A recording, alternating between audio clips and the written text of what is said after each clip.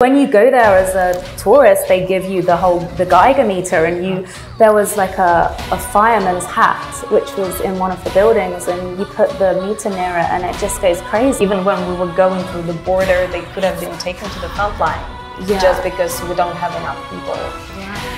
Oh, you could do a feature on women in metal. And I'm like, what? Why? Well, you just do a feature on metal artists. If they're good, they're good. So to start off, I would absolutely love to hear your creative inspiration. What inspires you to write music? What inspires you to get on stage? Like, what kind of, that fire within you, what drives that? I think it's always different things, and I would say I never know where the inspiration comes from. Let's say the last album that we had, it was inspired by a very amazing, brave Ukrainian woman who was a traveler in the 1930s, and she traveled on her own to exotic countries, and she was a documentarian. So just her stories, they inspired me a lot.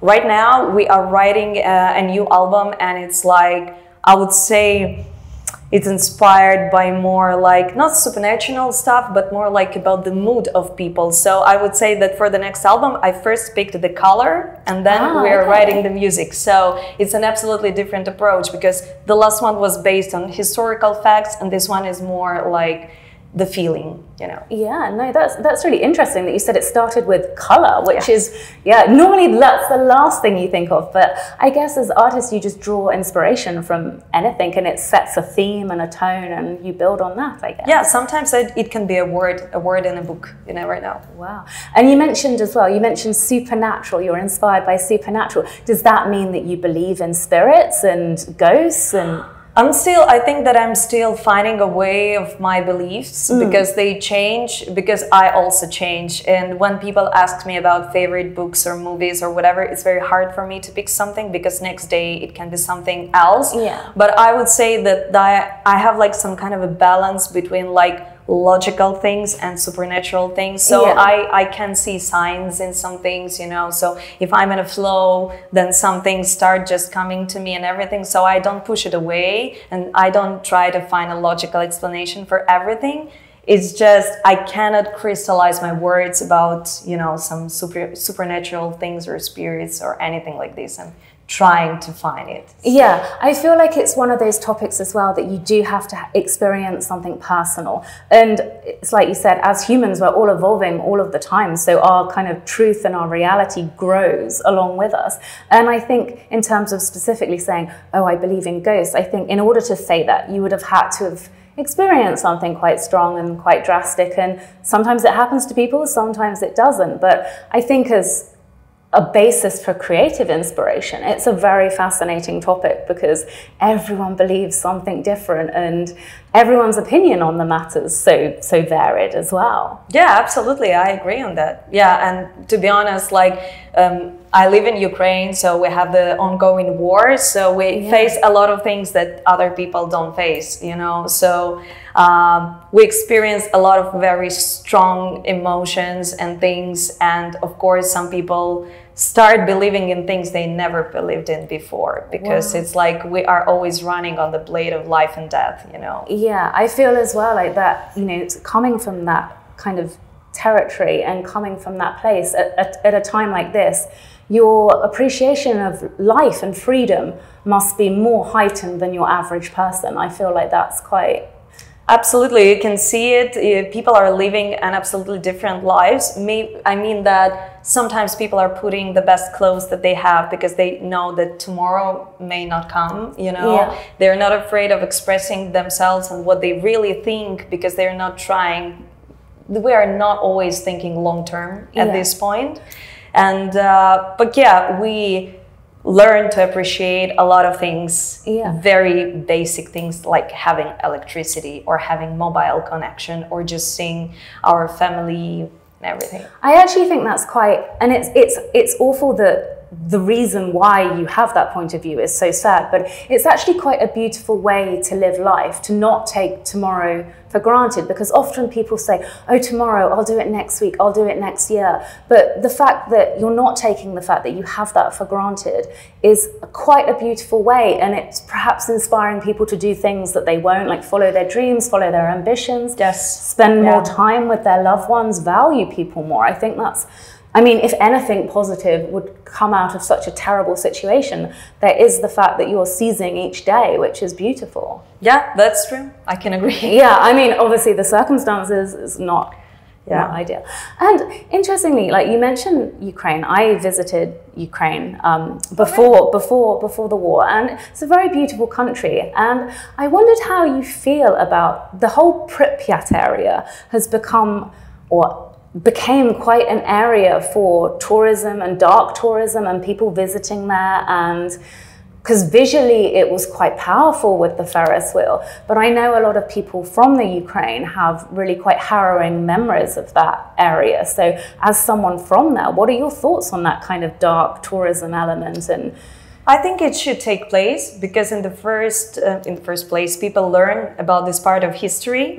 They can also get inspired. And I mean, if it doesn't harm the territory and the people visiting there, why not? I mean, you just have to be respectful. Maybe if you talk to people who have been around that place and who have been influenced by all this terrible thing, you have just to be respectful. Other than that, why not? Why not? I feel as well, like when I visited there, obviously it's within people's lifetime. So you have people still living and working there.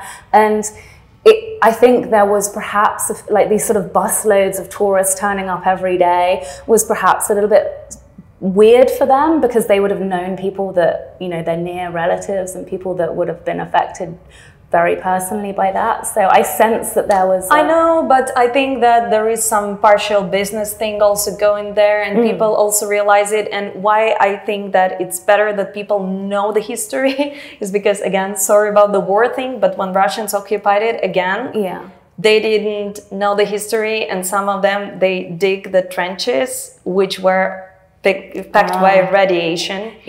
So they were killed by not knowing just the history. Because like when you go there as a tourist, they give you the Geiger meter, and there was like a fireman's hat which was in one of the buildings, and you put the meter near it and it just goes crazy. So if you're digging into the ground, of course that's going to have quite a drastic... I actually had a friend working there, and he brought me an LP, like a vinyl from a music school, like with some kind of like a very old vinyl that was just lying there, you know. So I have like this small piece of that area. But we put the meter there, so everything's fine with it. But I mean, I have some kind of an artifact. My vinyl connection. And we went into schools, and everything was just as it was, you know, toys, dolls, and visually, it's so hard to comprehend the fact that that was just life and it stopped.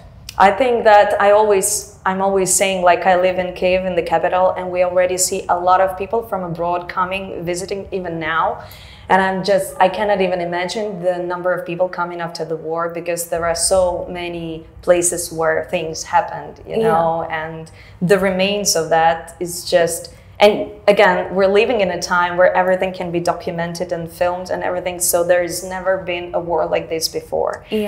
So you, I mean, obviously you're touring with the band, but that's your base. So you live there. And what's day to day? I mean, of course, my only vision of what's going on is through news reports. And of course you're seeing the worst, but what's it like day to day? Is it, how do, you know, are you constantly worried or concerned, or does life go on in some way? You know, I think that, I mean, it's been more than 2 years since the beginning of the full-scale war, and living in that area, we just learned a lot of things, because if you take the US, there are some tornadoes and stuff, and they know, you know, they know certain precautions and things. So that's why the life is bursting in the capital. A lot of places are opening up, like cafes and stuff. Right now, there is also a big festival happening in Ukraine, a music festival. A few weeks ago, we had another one. It's just, you always have to be cautious that if there is an air raid, you have to find the shelter. You have to know where the shelter is. And I mean, we do enjoy our lives because otherwise we would go crazy, you know. Of course. We have to keep our businesses running. We have to keep our family living and everything. So, and it's also, there is a huge explosion of Ukrainian art right now. Yeah, because I was going to say, it must be in some ways inspiring. I know it's not nice, but yeah. It is inspiring not only to create art, but also to learn more about the Ukrainian art that we neglected in the past because we had like this huge shield of USSR and Russia destroying Ukrainian poets. They were killed. I mean, we're just reinventing Ukrainian art and history in many things, but it's not only like, you know, cherishing the past, it's like combining the past and the present with modern art and everything. So it's just, the life is bursting out there. It's just dangerous. Yeah. And you never know what happens next. Yeah, I mean, it's actually comforting to hear that in some ways that you are thriving and still living and still, you know, appreciating life and making the best out of the situation. It's quite nice to hear. We try. But again, I have a band where I'm the only girl and I have the boys that can be drafted to the army at any point. And this is what frightens me, let's say, the most, because even when we were going through the border, they could have been taken to the front line. Yeah. Just because we don't have enough people. Wow. So yeah, it's just influences us in our daily lives like everywhere, and it also influences the band, our mindset, lifestyle. It's just everything. Yeah, and I feel as well, you mentioned it, that you are the only woman in a male not dominated, but you know what I'm trying to say. And I find this debate a little bit weird because it's 2024, and the fact that you're a woman in metal feels like, should we even reference that? But I feel like a lot of people do. How do you feel when that subject even comes up? Because to me, you're just a metal artist, regardless of sex. But I think because women are so underrepresented, because women are so underrepresented, it becomes a thing, like you're a woman in metal. But how do you feel about that? Do you think it should be irrelevant? I can say that I reply to all these questions in every interview, and we have, like, among female musicians, we have some kind of a meme about it. I mean, it's just like the most asked question for us. And I always say, like, maybe I don't have like a popular opinion, but I just think that this question should be off, like, everywhere. And we don't have to treat men better than women or women better than men. We just have to put the gender aside, especially now that we have so many non-binary people. It's just insane. So let's just focus on music. Yeah, no, I totally agree, because I wanted to ask you, because I see that sometimes, and I sometimes get asked, like, oh, you could do a feature on women in metal. And I'm like, what? Why? We just do a feature on metal artists. If they're good, they're good. I mean, I'm listening, and if it sounds great, then let's talk about it. You know, it's like, why do we need to put a gender on it or put a label on it? And I feel that as well, like, people like to put labels on things. Like, the whole theme of Wacken this year is like witches and warlocks. And it's like, everyone kind of has different beliefs, but when you think of a witch, you think of something quite evil and something quite dark, and people do actually just practice magic as part of their... Have you ever practiced magic or witchcraft, or are you into things like that? I had some way with the Scandinavian runes at some point. They really appealed to me because I just love everything Scandinavian, and even being born in Kiev in Ukraine, I just feel like this trace of Scandinavians who were at some point in this region. Because let's say I learned Norwegian, it's very easy for me to learn this language. When I come there, I really feel like, you know, I feel myself at home. So that's why at some point I really made some things with the runes. But I don't say that I didn't take it seriously. It's just maybe I was frightened in some things. When you have like this energy back and everything, I just felt that I don't know enough to do things. But at that point, I didn't have either time or right people to give some explanations to me. So I just decided to put it aside for some...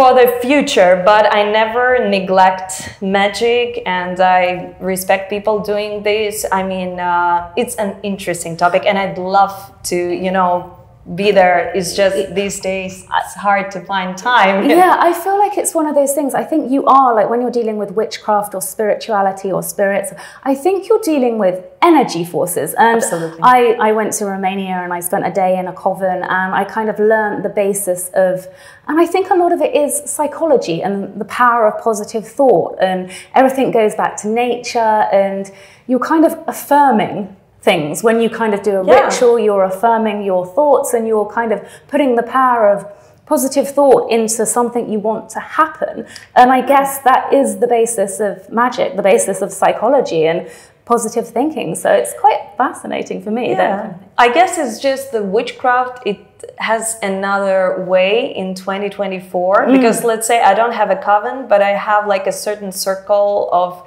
girlfriends who are all like I said, on this like balance between logical and supernatural things, and all of us either practiced or practice magic, and everything is just, when we gather we can do absolutely mundane things, but we feel absolutely different when we split and go to do our things. So it's all about like all this interchange of energy and stuff, and it's really an interesting thing. And especially when you go on stage, I can always feel the exchange of energy, like with the crowd. It's a very powerful thing. I feel like as well, like I think a lot of artists are very aware of people's energy. Like, I'm like a music artist myself, I'm very sensitive and I'm aware of people's energy. And I think all of these things, like supernatural, like seeing ghosts, like witchcraft, I think it's just taking that one stage further, because you'll meet someone for the first time and you'll be like, oh, or you'll be like, oh, and you're warm. Like, people have an aura almost, and you're either warm to them and you'll be like, oh no, something I don't. And sometimes in your brain you can't process what it is, but then a few years later you'll be like, now I know. So do you have like sixth sense about people, or like, do you ever get that kind of psychic kind of feelings? I do, and I think that there is some place for prophecy in our art, and at least in my lyrics, because let's say we have one song that is absolutely like, it's about the Ukrainian Valkyrie Magura. We have this in our mythology, and my song was about that Magura was tired of the wars, and in our mythology, when a warrior falls down on the battlefield, she kisses him and she takes him to paradise, like to Valhalla, to Ukrainian Valhalla, we call it Viri. And she was tired of this, and we wrote this song before the war, but when I first sang this song, like at the rehearsal, after it all has started, like I had goosebumps, you know. I just couldn't imagine that it was written before, you know, because it was so relevant. Yeah, it's like almost like you kind of knew before you knew, and it's kind of like, oh, now it has a different meaning. And it's like, I suppose, like, the romanticism of these kinds of topics are what inspires creatives, but I guess there's an element of reality that always comes into situations, and every story has an element of realness behind it, which is just quite nice. So you have you performed yet today? I'm sorry, I forgot. Did you tell? No, we're performing at 21:30 at the Wasteland stage. Okay, and what can people expect from your performance this evening? Flame.